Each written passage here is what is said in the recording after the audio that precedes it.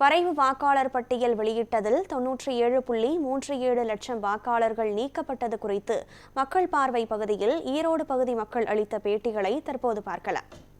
நான் பூத்ல வேலை செஞ்சிருக்கிறேன். எவ்வளவு ஓட்டு இறந்துருக்குது முன்னாடி நான் நோட் பண்ணி எல்லாம் கொடுத்துருக்கிறேன். டபுள் என்ட்ரி இறந்தது யாரு ரெஸ்பான்ஸ் எனக்கே ஃபார்ம் 7 கொடுத்துருக்கிறேன். ஒரு 6 வருஷத்துக்கு முன்னாடி அதை நீக்கல. என் பேர்ல 2 இருக்குது. ஒரு இடத்துல மட்டும் தான் நான் கொடுத்துருக்கிறேன். அதனால நீக்க வேண்டிய அவசியம் இருக்கு. 97 லட்சம் வாக்காளர்கள் நீக்கி இருந்தாலும் அது உண்மையாலுமே என்னை பொறுத்தளவுக்கு அது போலி வாக்காளர்களா இருக்கலாமா என்னன்றது அவங்க தேர்தல் ஆணையம் வெளியிட்டு இருக்கிறாங்க. இப்ப எங்க இடதெல்லாம் நாங்க மறுபடியும் அந்த ஆன்லைன்ல பார்த்தா எங்க ஓட்டெல்லாம் இருக்குது. அதுல எங்க ரிலேஷன் எல்லாருமே ஓட்டு இருக்குது.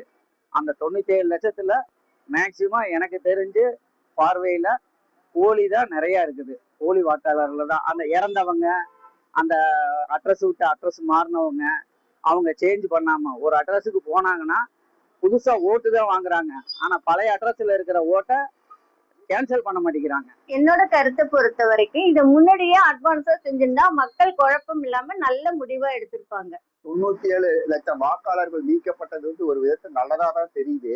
இதுல இருந்து நம்ம என்ன கத்துக்கிறோம்னு சொல்லிட்டோம்னா, நீக்கப்பட்ட வாக்காளர்கள் திரும்பி சேர்த்து கொள்ளப்படலாம் என்ற ஆப்ஷனும் தேர்தல் ஆணையம் நமக்கு கொடுத்துருக்கு. அதனால நீக்கப்பட்டாங்களே நம்ம எதுவும் பயப்பட வேண்டியதில்லை.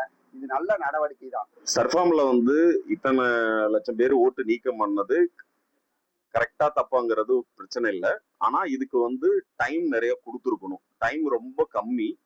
இப்ப என்னன்னா நிறைய பேரு வயசானவங்களுக்கு நிறைய பேருக்கு ஓட்டு இல்லை. நிறைய பேருக்கு கேன்சல் ஆயிடுச்சு. அவங்களுக்கு அதை பத்தின விழிப்புணர்வே இல்லை அவங்களுக்கு. ஆனா அவங்களுக்கு அந்த விழிப்புணர்வு இருந்தது. அது என்னன்னா அவங்க பிஎல்ஓனாலையும் அந்த குறிப்பிட்ட டைமுக்குள்ளார அவங்களால அங்க போய் ரீச் ஆகவும் முடியல. அப்ப என்ன ஆகுதுன்னா அவங்களால அந்த ஓட்டு கேன்சல் ஆயிருது. இப்போ அவங்க திருப்பி அந்த ஓட்டை பதிவு பண்ணணும்னா ரெக்கார்ட்ஸ் நிறைய கொடுக்க வேண்டியிருக்கு அவங்களுக்கு. அதாவது என்னன்னா அவங்களுக்கு படிச்ச சர்டிபிகேட், வயசானவங்க படிச்சிருக்க மாட்டாங்க, அவங்களுக்கு அந்த சர்டிபிகேட் வேணும். சர்டிபிகேட் இருந்தாதான் பண்ண முடியும். ஒன்னா பாஸ்போர்ட் கேட்கறாங்க, இல்லாட்டி ஸ்கூல் டிசி கேட்கறாங்க, இல்லாட்டி ஜாதி சான்றிதழ், இந்த மாதிரி ஏதோ ஒண்ணு வச்சுதான் புது ஓட்டை பதிவு பண்ண வேண்டி இருக்குது. வயசானவங்களுக்கு இதெல்லாம் இருக்கிறதுக்கு வாய்ப்பு கம்மி.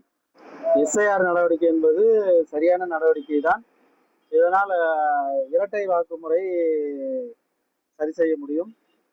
இன்னொன்று, இறந்தவர்கள் வாக்குகளும் இதாகும், சரியாகும்.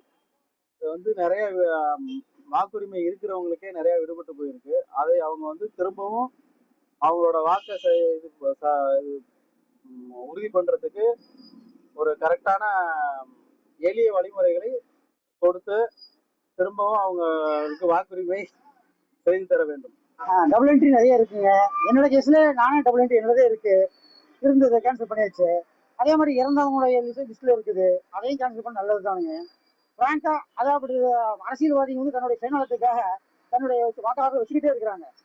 ஏன்னா அவங்க தேவைப்படுதுங்கிறதுக்காக வாக்காளர் நீக்கிறது இல்லை, தெரிஞ்சுமே நீக்கிறது இல்லை. இதுதான் உண்மை.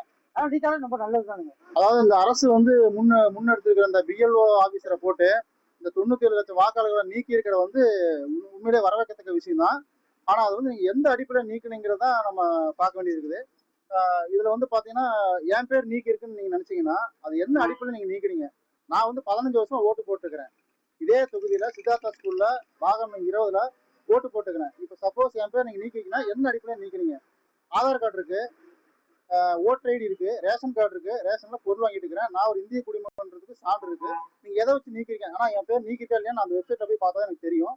பட் நீக்கி இருந்தால் நீங்க எதன் அடிப்படையில் நீக்கின்றது எனக்கு ஒரு மிகப்பெரிய ஒரு சந்தேகம் இருக்கு. இந்த சந்தேகத்துக்கு அரசு தரப்புல என்ன ஒரு பதில் இருக்கு. இந்த மாதிரி நிறைய மக்களோட கிட்ட அவங்க கோரிக்கை இருக்கு, கேள்வி இருக்கு. இது எப்படி நாங்க பாக்குறது. அரசு இதுக்கு என்ன ஒரு மாதிரியான ஒரு நடவடிக்கை எடுக்கும். இதை மறுபடியும் நாங்க ரெக்கவர் பண்றதுக்கு நீங்க டைம் கொடுத்துருக்கீங்க, கால அவகாசம் 1 மாசம் கொடுத்துருக்கீங்க. இதுக்கு அதே பிஎல்ஓ ஆபீசரா இல்ல இதுக்கு தனிப்பட்ட முறையில ஒரு அதிகாரி வருவாங்களா.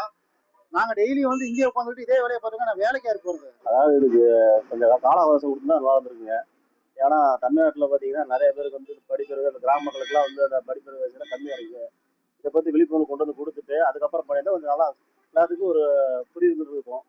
அவசர நிலையை கொண்டதுனால யாரும் அதிகமாக வாக்காடுறது நீக்கப்பட்டது.